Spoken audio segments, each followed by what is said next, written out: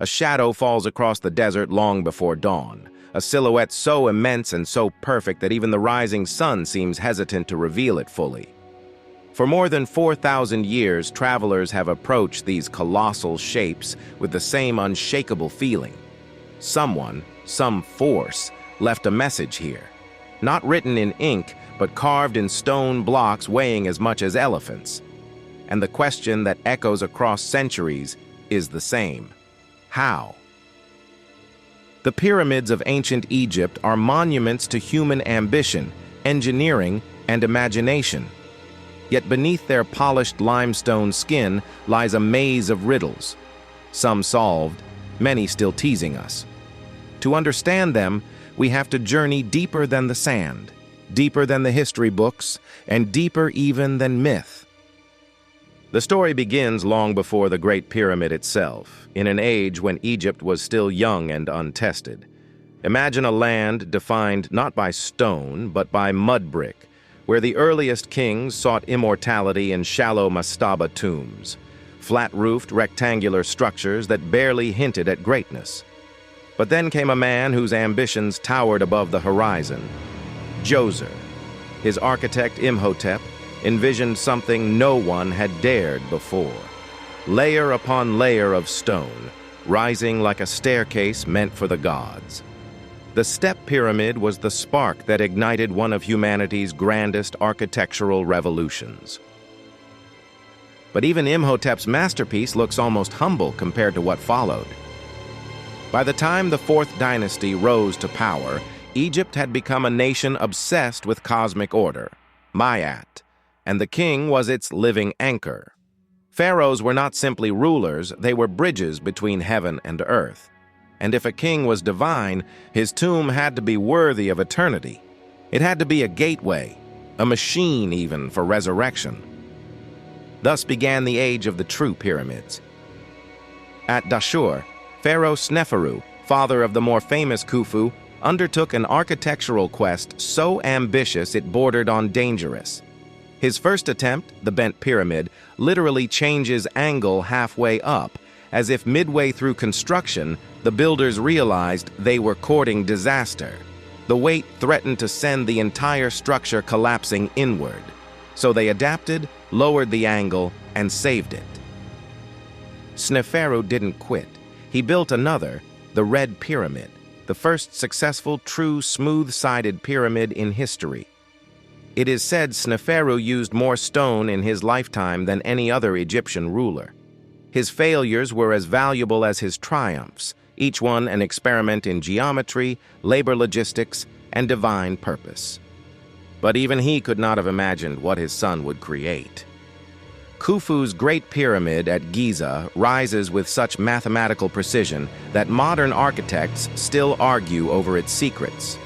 More than 2 million limestone blocks, some transported from quarries miles away, fit together so tightly that not even a sheet of paper can slide between them. Its four sides align almost perfectly with the cardinal directions, not close enough, but with an accuracy that rivals modern instruments. When Khufu commissioned this monument, the Nile Valley mobilized as if for a sacred pilgrimage. Tens of thousands of workers, farmers, artisans, engineers, bakers, stonecutters lived in a sprawling workers' village nearby, complete with breweries, bakeries, and medical facilities. These were not slaves as believed for centuries, but skilled laborers proud of their work, leaving behind graffiti that reads like ancient selfies. The friends of Khufu Gang, the drunkards of Menkaure, the vigorous. They didn't carve their names onto the outer stones. Those were polished smooth. They painted them inside on blocks that no one was meant to see. Yet we see them now, and through them we glimpse the humanity behind the monument. Inside the Great Pyramid, the mystery deepens. Narrow passages lead to chambers that defy expectation. Not lavish burial rooms dripping with gold, but stark, austere halls of granite. The king's chamber is made of massive blocks transported from Aswan, over 500 miles away. Above it, hidden spaces, relieving chambers, distribute the weight of the pyramid, an engineering decision so ingenious that their existence wasn't rediscovered until the 19th century.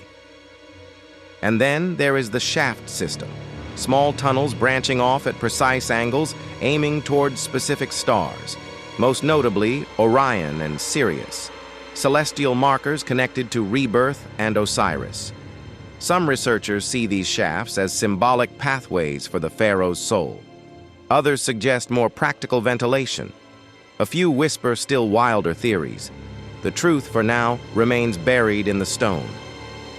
For centuries, the pyramids were white, their surfaces covered with gleaming Tura limestone that reflected sunlight like a cosmic beacon. Imagine sailing down the Nile and seeing 3 brilliant mountains of light rising from the desert. At noon, they may have seemed almost blinding. At sunset, glowing gold. Even stripped of their outer casing, they remain astonishing. But in their prime, they were closer to starlight than sand. Khafra, Khufu's son, built the second pyramid at Giza, slightly smaller but appearing taller because it stands on higher ground. Beside it sits the Great Sphinx, carved directly from the bedrock, a lion's body with a human face, perhaps Khafra's own. Time and erosion have eaten away at its features, yet even damaged, it remains an enigma. What was its true purpose? A guardian? A symbol of royal power? An embodiment of the sun god? The debate continues, echoing against its 1,000-year-old scars. Menkaure, builder of the smallest of the 3 pyramids, completed the Giza triad. His pyramid was once encased in granite, harder, darker, and more precious than limestone. A deliberate choice, perhaps, to distinguish his legacy from his ancestors. But the story of the pyramids doesn't end with construction. After Egypt's glory faded, the monuments stood as silent witnesses to centuries of change. Greek travelers marveled at them. Roman emperors attempted to measure them. Medieval scholars speculated wildly. Some even believed they were built by survivors of the biblical flood or by giants. Napoleon scholars filled notebooks with calculations. Victorian explorers dynamited their way inside, desperate for treasure. And throughout all of this, the pyramids endured, unshaken. Even today, new discoveries continue to rewrite what we thought we knew. In recent years, thermal imaging detected mysterious voids within the Great Pyramid, possible hidden chambers. Archaeologists study ancient tool marks that reveal the rhythm of labor. Digital models map the internal structure with millimeter precision, and each revelation adds a layer of awe rather than dispelling it. Because the true miracle of the pyramids is not simply that they were built, but that they were imagined at all. A farming civilization, without iron tools, without wheels for heavy lifting, without modern machinery, conceived and executed the most enduring architectural project on Earth. They aligned it with the stars, tied it to their myths, blended mathematics with theology, and forged a monument that could outlive empires. Stand at the base of the Great Pyramid and look up. For a moment, the world falls away. There is only stone, sky, and the humbling realization that you are staring at a 4,000-year-old idea, an idea so powerful that it survived droughts, invasions, earthquakes, and time itself. And perhaps that is the greatest secret the pyramids hold, not how they were built, but why, to remind every passing civilization that greatness is possible, and that some dreams, if carved deeply enough into the world, can outlast the very sands that try to bury them. The pyramids are not just tombs, they are not just symbols, they are messages. Messages from a people who understood that life is fleeting but legacy is eternal. All we have to do is listen.